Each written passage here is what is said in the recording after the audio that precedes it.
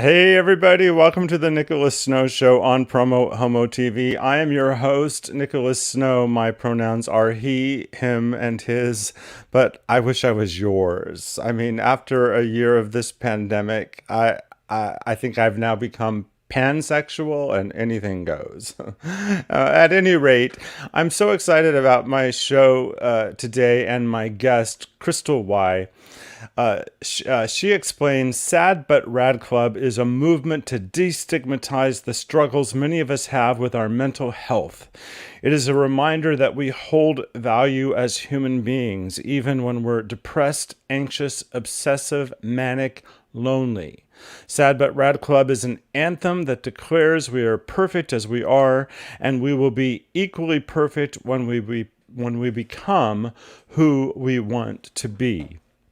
I first became aware of Kristel on social media, or maybe vice versa, but nevertheless, I have been so impressed by her body of work and her authenticity and her realness, and I'm excited that I get to bring her to you today in her first major interview about the SAD But RAD Club. So very, very excited about that. I want to thank for their support of my show, DAP Health, serving the greater Coachella Valley and frankly all of Riverside County, keeping me alive for the last 10 years, and 849 Restaurant and Lounge, where one of my favorite dishes right now is the blueberry brie turkey Monte Cristo. Did you know that you are 100% organic? What that means is that I don't pay to boost my show to a larger audience. If you found it, it's because someone who believes in the show shared it and you discovered it that way. I could share this to 50 different Facebook groups and quadruple my viewership. I prefer not to. I don't want you to watch my show unless you find it organically and you seek value in it. I now have official PromoHomo.TV merch. If you send me a selfie of you and the merch, I'll feature it on the show. In June, I'm starting a very special series of shows focused on my book, Life Positive, A Journey to the Center of My Heart. It's a living powerfully with HIV memoir written as I lived it. In it, I talk about, among other things, the creation of a music video campaign to promote HIV testing and safer sex. And you can hear the song by asking your smart speaker to play The Power to Be Strong by Nicholas Snow. I'm also an actor, and if you're in casting, if you're a director, you can find my acting clips at PromoHomo.TV/actor.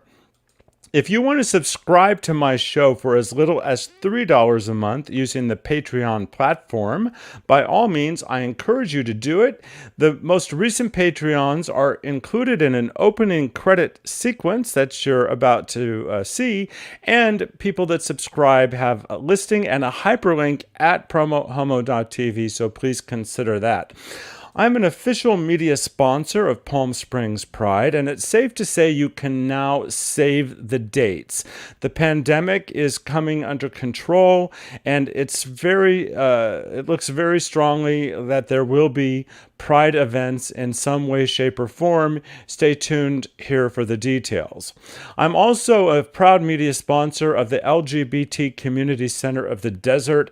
If you're seeing this the week that it's being broadcast, March 17th, this coming weekend, the center has re-envisioned their Red Dress event in honor of the food bank, the 10th anniversary of the food bank. So check them out at thecentercv.org.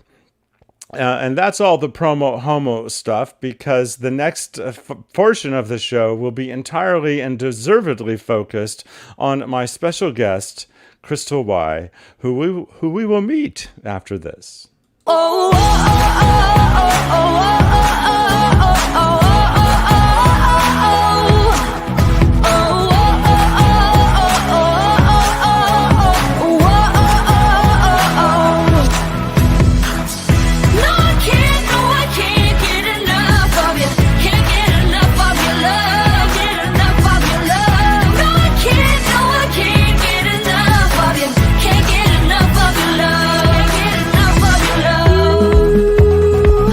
You're a sunset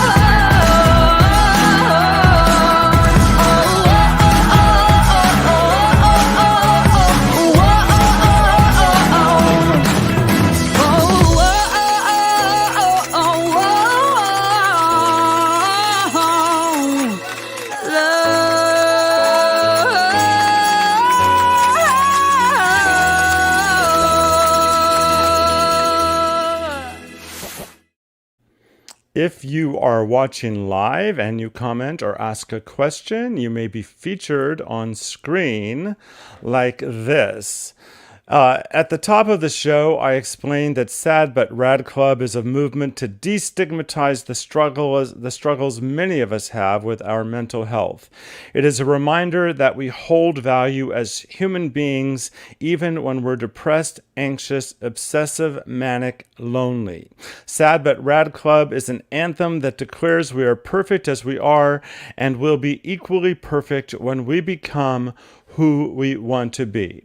And I'm so excited to welcome who she is in this moment, Kristel Y. Hi, Kristel.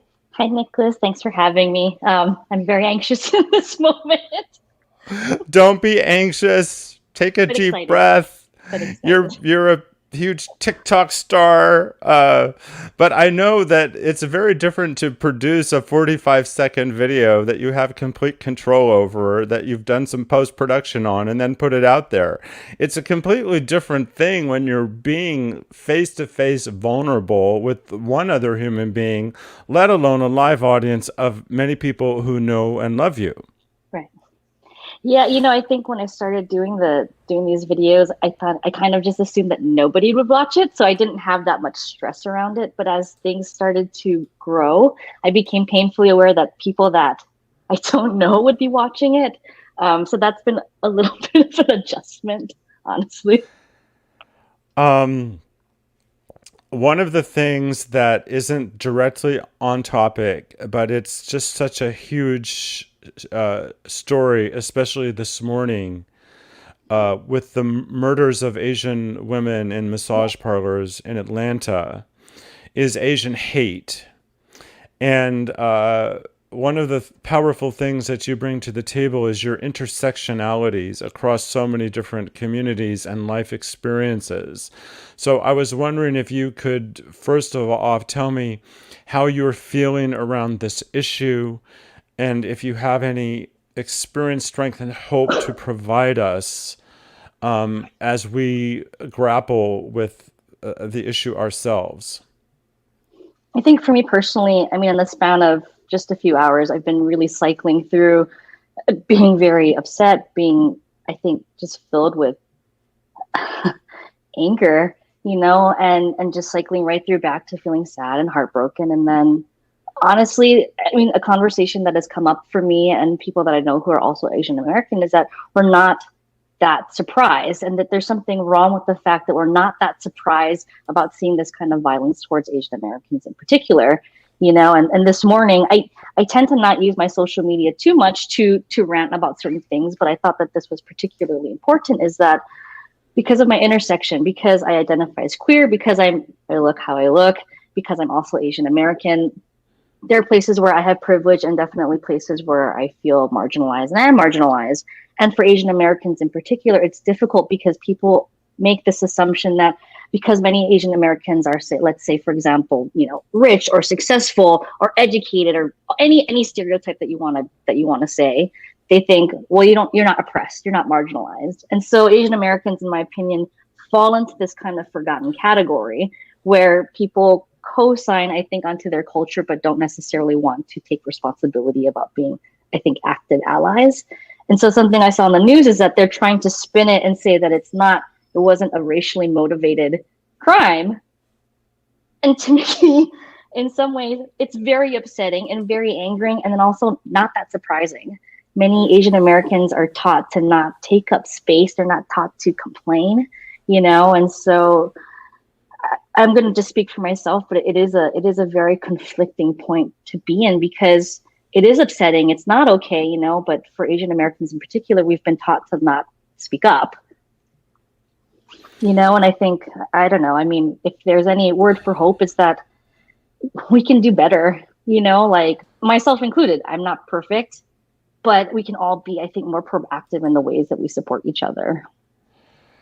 Uh, what stands out for me today is another stark reminder that I have white privilege, and also in my neighborhood in Palm Springs, maybe there's someone that hates me because I'm gay, but they don't dare say it. I can walk up and down a busy street wearing my PromoHomo.TV sweatshirt on my morning walk, and I don't have to be concerned.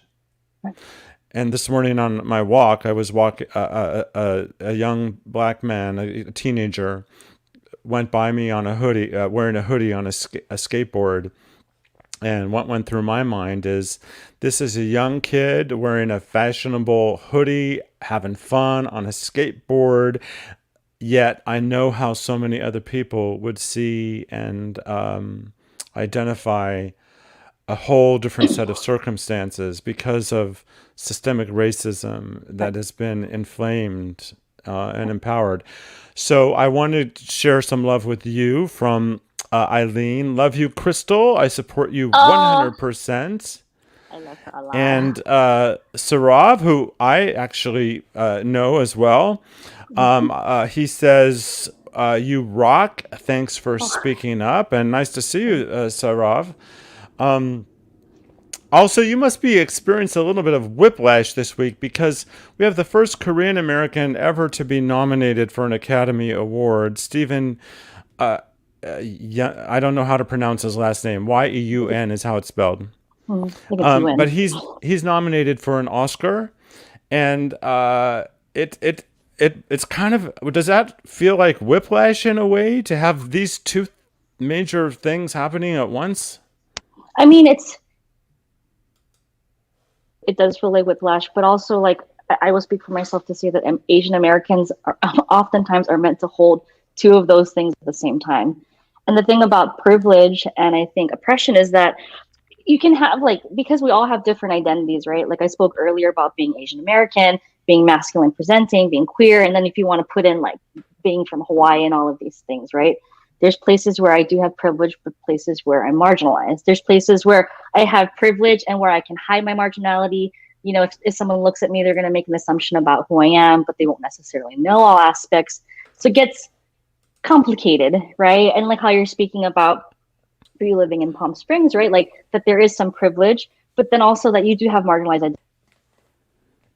It's not an all or nothing thing. And so while I think visibility is absolutely very important, and I love seeing that more Asian Americans are being shown their stories and there's more diversity in it, like the next thing that I want to see really is in queer Asian American stories. And part of the reason why I started and pivoted my TikTok account to be like a public account was for that reason. Like when I'm on TikTok, I don't see people who look like me. You know, maybe they identify with one aspect of my identity. Like I'll see lots of queer people, but they tend to be very white and very thin and very tall, I'm none of those things. Like I know that I'm very short. I'm like none of those things. And that's okay. You know, that doesn't bother me, but I feel like, wouldn't it be something that's important that if I were to just put myself out there in a way that was deliberate, if somebody else who has any of my identities or shared identities sees it, goes, oh, there's someone else out here who's living, who's being successful, who's, you know, going through it. If I can identify with this person in mainstream media in some way, like what a gift that would be. And so I love seeing the forward movement of this. I would still like to see more diversity overall. I have to agree with you as an ally. We have some other love, some more love to give I like you. love, thanks. Bethany, and Bethany directly. has more to add. I love you for who you are, my girl.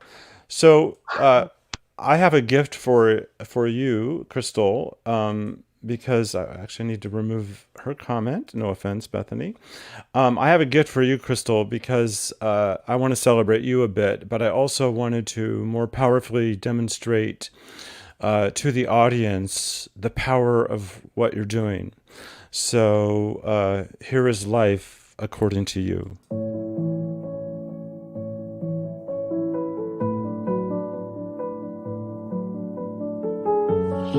To the woman that interrupted my zoning out at the traffic light and my few moments of solitude to bang on my window and shake in my face a big ass sign that says that Jesus died on the cross for my sins, I'm sorry that I responded to what you did like this. Because you startled me, because you were banging on my window in the middle of the street. I appreciate, however, that you are passionate about spreading the good word and you are trying to, I think, encourage my salvation. But literally, I'm just trying to go to Starbucks at 9 a.m. to get a brownie so that I may continue on with some sugar and get through my existential dread-filled day. I really did answer her like this. I'm not kidding. So I was just at the drive-thru and I got misgendered before I said anything. And he said, da-da-da-da-da, sir, which I totally get because this is how I'm dressed right now and I'm wearing a mask. But then I had to respond and go, okay, thanks a lot. And my voice is just very high. And the best part was that he was so startled. His face was like this.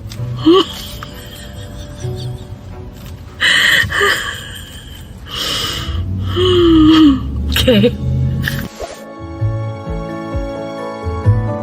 Depression is so fucking inconvenient as an adult. As a teenager, if you were depressed, you could probably lay on the floor for 2 days and it wouldn't really matter or affect anything because you wouldn't have responsibilities. As an adult, however, if I'm depressed, I can only be a certain level of depressed before it starts fucking up the rest of my fucking life that no one else can fix. I've begun to learn that mental health or protecting my mental health is directly connected to me protecting my time. As someone who works a lot, I work full-time and then some, and I'm in grad school full-time. Most of my time is allocated already to other things or people. And so those small chunks of time that I have, I find that I have to, when it comes down to it, allocate it to my depression, to my anxiety, and just to the overall wellness of me. How do you protect your mental health? So we're getting to the point in the pandemic where my hair has grown so long that it is essentially a different haircut than when the pandemic started. And as I looked at myself in the mirror today, I thought, it's funny, my hair was the most difficult place for me to advocate for when I was growing up and wanting short hair. It was the last thing that I did. I didn't cut my hair short until I was going to college. It was easier for me to ask my mom to get like boy clothes or to dress a certain way. It was also the 90s, so everyone dressed in baggy clothes, but my hair was last. And now, seeing my hair, I had this thought where I was like, I am now dressing the way that I wanted to dress as a teenager, and kind of, but not quite, and that my hair is what I wanted it to be actually as a teenager, but I couldn't ask for until way later. It's like new me, adult me, is superimposed and clicked into place over old me. It's strangely gratifying. This is how you know my barber is awesome. I came in and I told him, he asked how he wants to do your hair, and I said, can you make me look like one of those Asian motherfuckers from the 90s? And I showed him pictures. And look at that shit. He fucking nailed it. I fucking loved it. Alright, I just wanted to share. So I make not so great decisions, and in therapy my therapist has been encouraging me to visualize my inner child, little Kristel, as someone I need to take care of in hopes that I will make different decisions. I'm having a hard time visualizing her, so I went to CVS and I got a bunch of pictures printed, and look! Little Kristel. So I thought if I saw this picture and I had this in my wallet, then I could think about my inner child as someone in real time right now that I need to take care of, as a way to make different, healthier decisions for myself. Clearly gay. Anyway, I thought this was kind of a cool idea. Also, if little Kristel will encourage you to make healthier decisions for yourself, feel free to print her out and put her in your wallet. I also printed a picture of my cats. It's really cheap at CVS. It's like $1 for like 5 of these. Anyway, I feel like if we see these things, these reminders,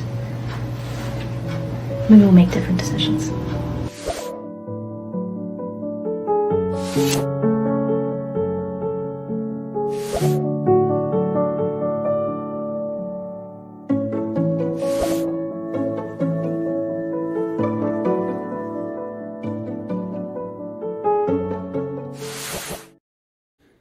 So I'm not crying, you're crying. I know, right? I mean, seriously, I'm just so touched and moved by who you are. That was putting all of those things together was it was I really appreciate that. I just want to say thank you. It was, I make the content and I don't really watch it afterwards, and then to see what you chose and kind of put it together, I forget that those are all aspects of my life and healing, and I thank you. That was such a gift. Well, it's my Yeah. pleasure. And I just want to share another reason why this is a powerful moment for me. So, Shiloh comments, TikTok is great. There's so much diversity. You just have to dig for it a bit, but the community is awesome. Well, I have a connection to Shiloh over decades. And Oh, my purpose in life is connecting the circuitry of humanity. And we connected around LGBTQ media, I want to say around the year 2000.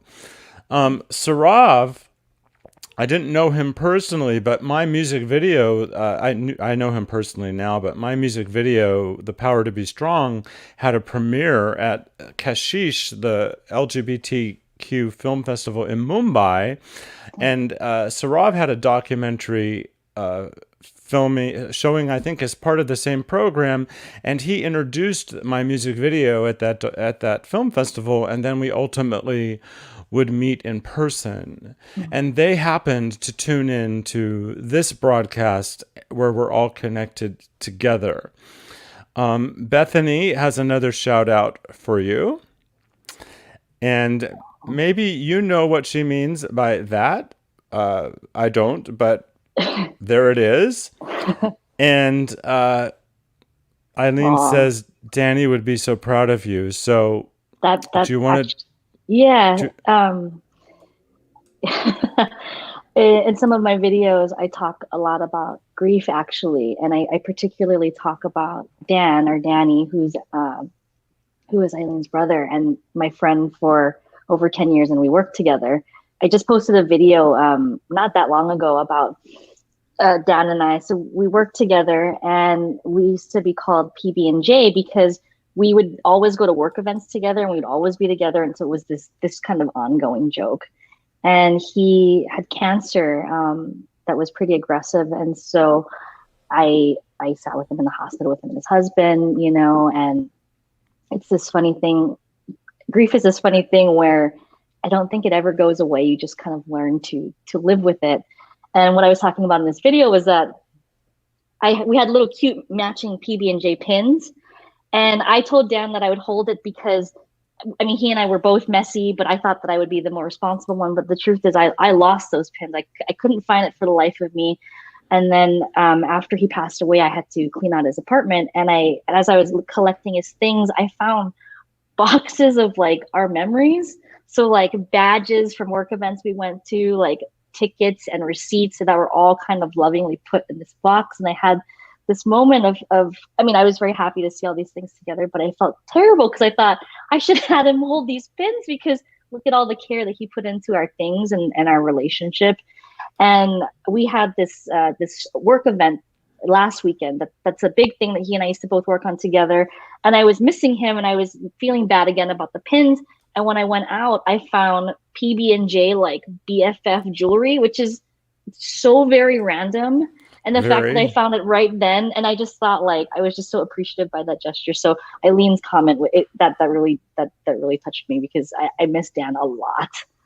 I think about him a lot. And there's a lot of grief going around right now. Melody says Kristel radiates love and positivity. Positivity, love her. My new favorite TikTok Aw. star. And Shiloh says that is so cool. I'm sure that she's referencing something we were talking about a bit earlier.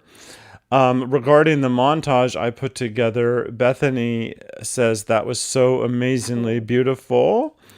And Oh, Klutz588 is giving you love on the PB&J, as is Bethany.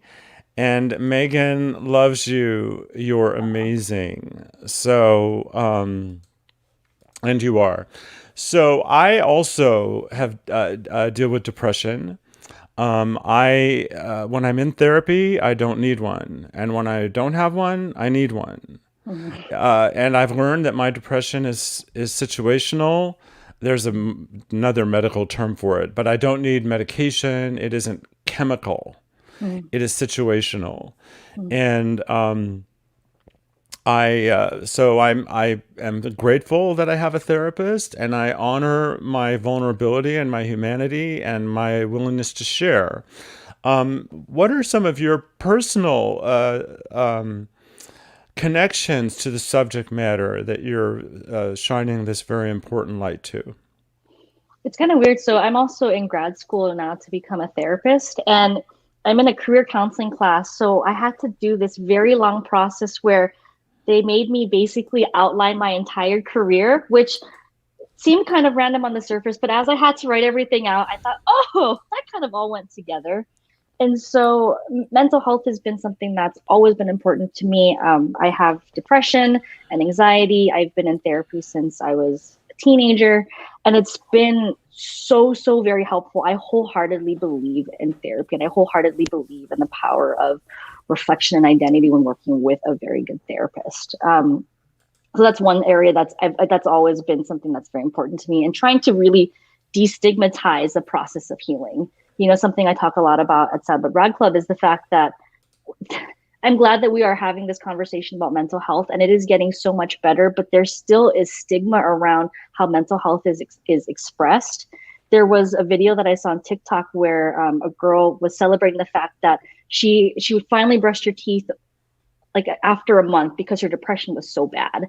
And people were leaving all of these kind of shamey comments, and it highlighted the fact that, like, yes, we recognize people have mental health stuff, but there still is stigma or judgment around how that mental health stuff is expressed.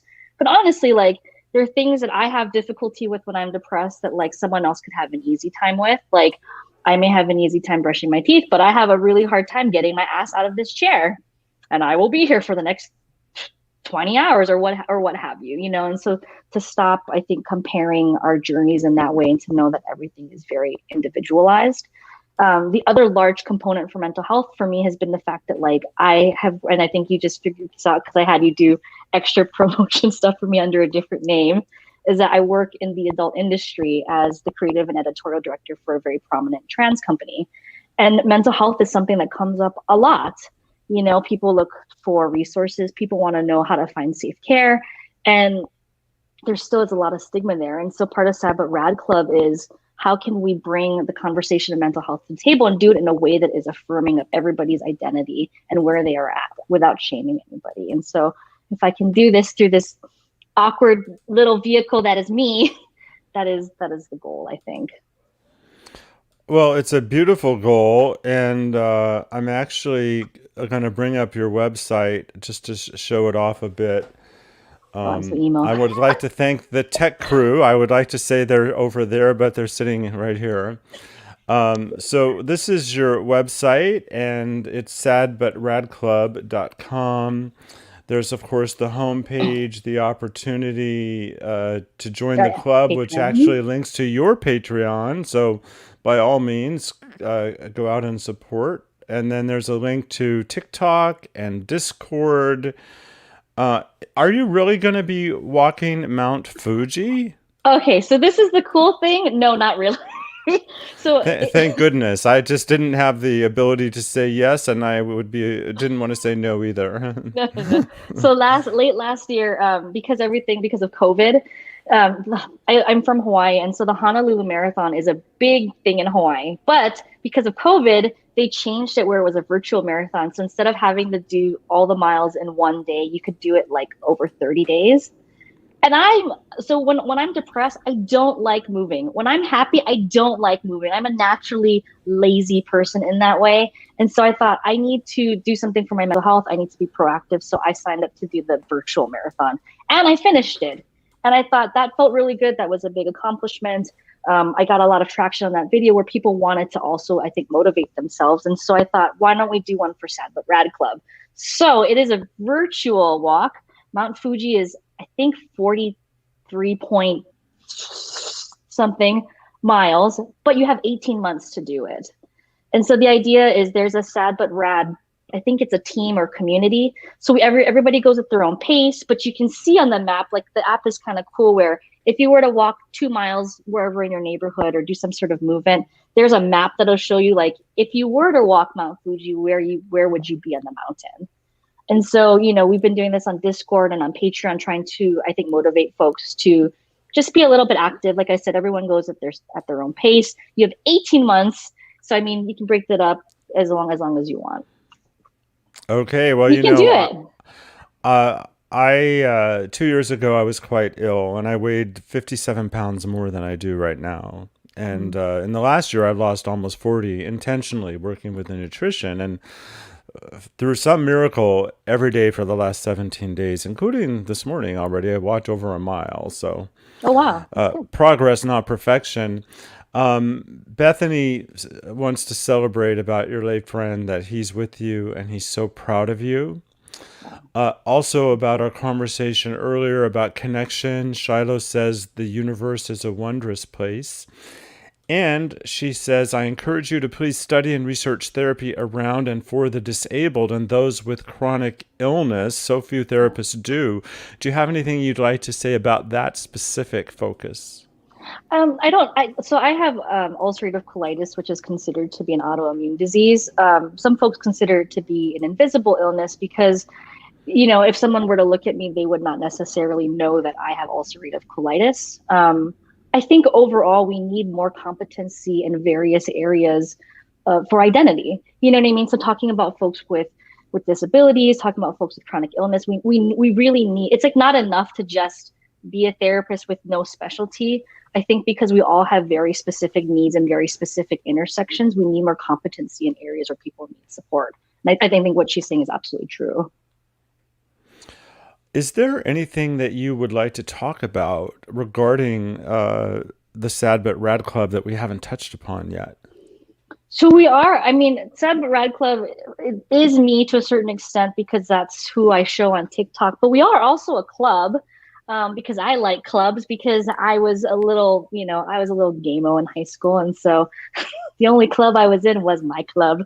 And so, the idea now is that on TikTok, I encourage folks to be part of SAD But Rad Club, which they can do through Patreon for as little as $1, and they'll get, which you can see here.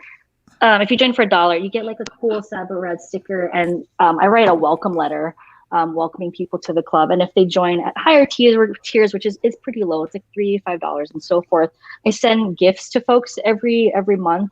And because I'm going through some healing stuff right now where I'm driving around listening to music from the 90s because that's when I was a teenager.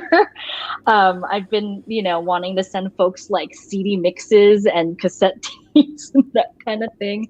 But yeah, so we are an actual club. The Discord is free for folks who you can't spend money or don't want to spend money, and everyone's very nice. It's really just being able to be yourselves, be exactly where you are in mental health, and know that you are talking with people who don't judge and are in similar journeys in a lot of ways. So yeah, we are a club and we have merchandise, which I always forget to promote.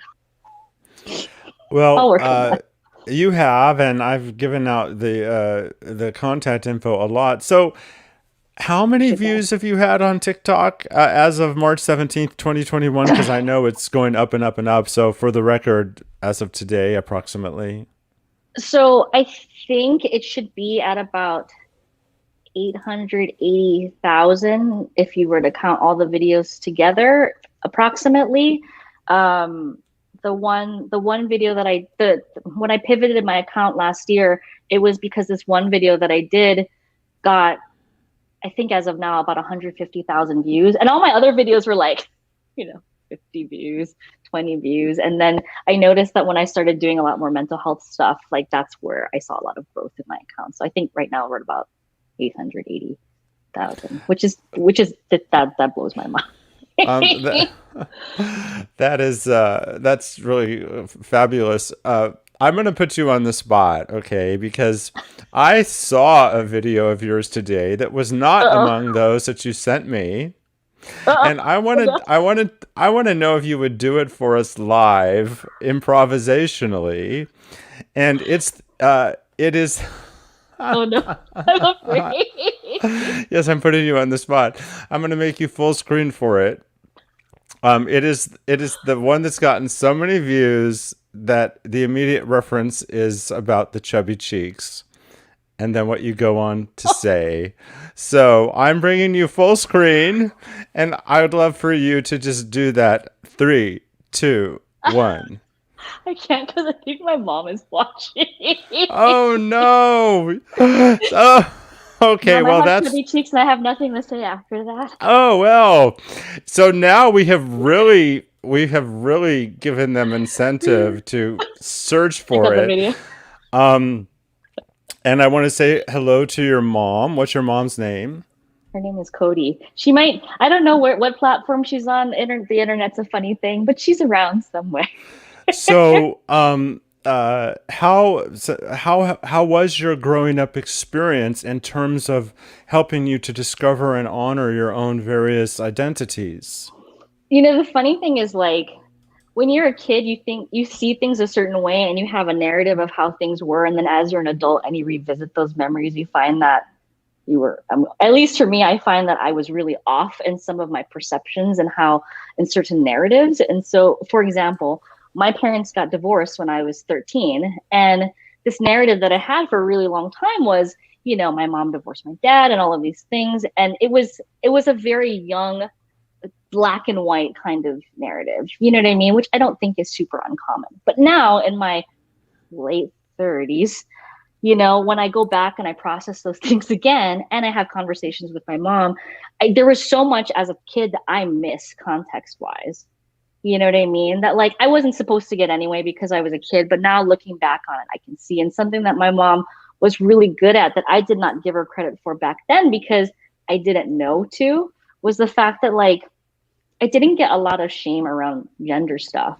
There's a video that I posted that there's this trend going on right now where people end up posting like very embarrassing things about their childhood. And it has like the sad sound with like a little kid kind of sniffling and singing.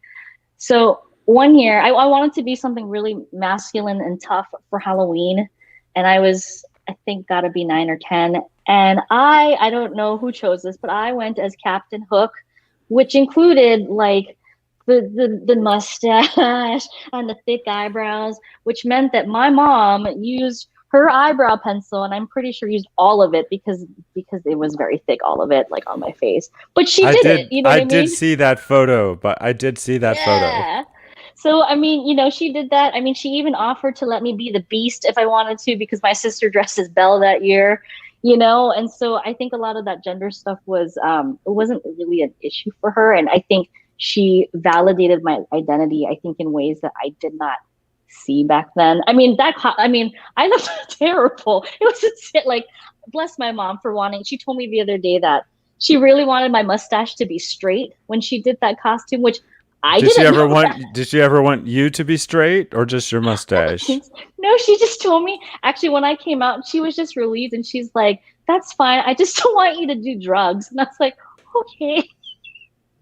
And that was it. So I've been very fortunate in that way that like, it's been kind of a non-issue. Now I've gotten a lot of bullying outside of my family in the real world, but like I'm lucky in the sense that part of the reason why I can walk through the world the way that I do, looking how I do, is the fact that there wasn't a lot of like gendered stereotypes in my family, at least for me. You know what I mean? Like I just kind of liked what I liked. I mean, in that picture, in that video that you showed where I have the little Kristel with the, I'm Yes. wearing like red suspenders and like a red, you know, and I told my mom, I was like, Mom, you made me gay. Look what I'm wearing.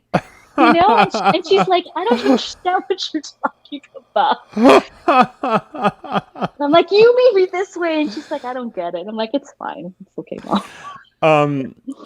Bethany says about SAD But Rad Club. Best club I've ever joined. I feel like I found my people, love and light. This evidently can be seen on Discord, among other places. I didn't know that. I think she's referring. I think she's referring to this show, but maybe not. And one of my fans and friends, I don't know her. I don't think of people that watch my show as fans. I think of them as friends and colleagues and people I'm connected with. But RJ watches from the Philippines. Oh, cool. And it's I'm sure a very weird hour right there, right now. What would you like to say to bring all this together? I think the main thing really about SAD But Rad Club, and something that I tell folks often, is that a lot of times, and like I said earlier, the conversation of mental health has moved forward leaps and bounds than it was when I was a kid. You know what I mean? Which I think is wonderful. But we don't have a lot of media representation so far about what that actual healing process looks like. We see in movies, right? Like when the main character has this, like, I'm going to go to therapy, this kind of realization that they need help, right? And we see what it looks like when they get to the other end, when they're healed, whatever that looks like in the movie. But there's not a lot of representation about all the stuff that happens in the middle. And the truth is that, one, I want to dispel the assumption that healing is linear and that it looks the same for everybody. Like, I think that healing is as individualized as the person. It's unique. And healing doesn't look like this, right? It's not like one day we wake up and we do this wonderful thing for ourselves, and then we go to therapy, and then we, do this and do that, and then we're done on the other side. All our trauma is gone by the time we get to the other side. It's not like that at all. It often looks like this, and then like this, and then it's slow and then fast. And you know what I mean? And I think trying to normalize that for folks is absolutely important and absolutely part of why I started SAD But Rad Club. And also to remind people that, like, it doesn't have to look a certain way.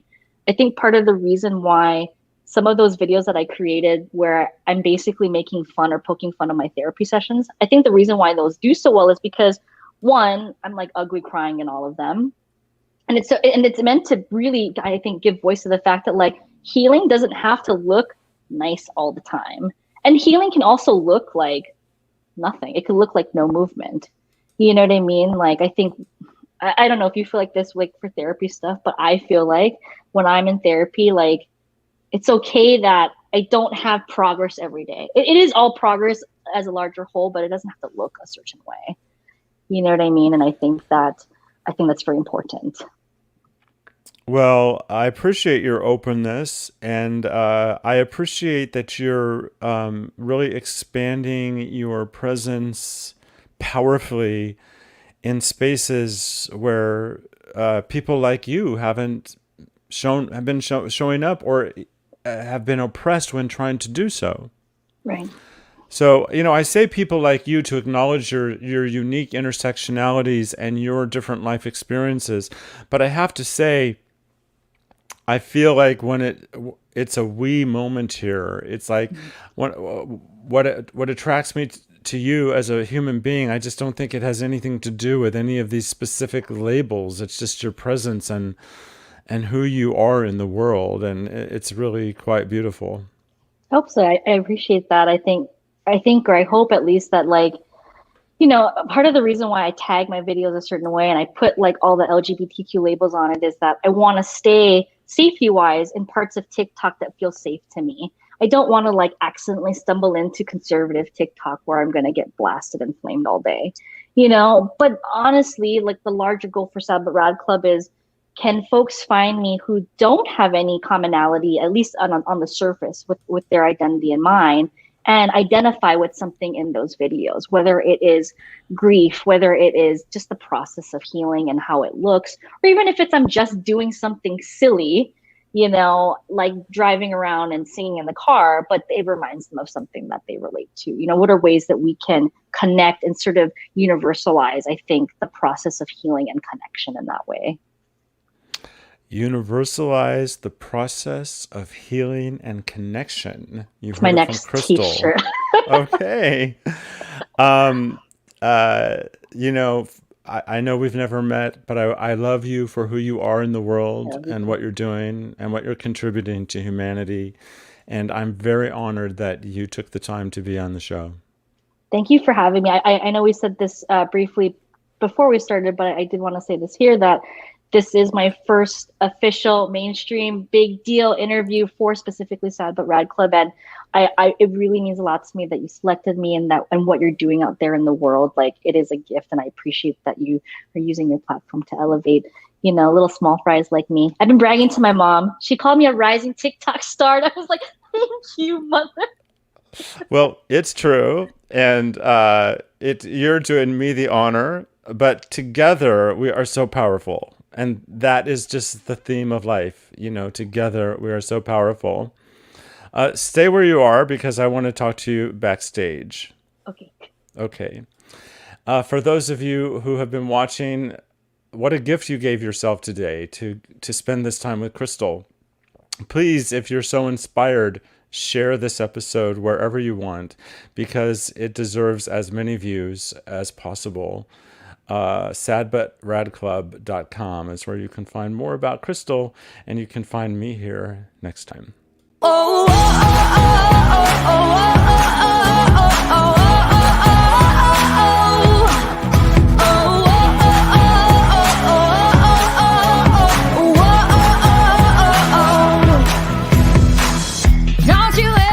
Smiling, it's too contagious to hide.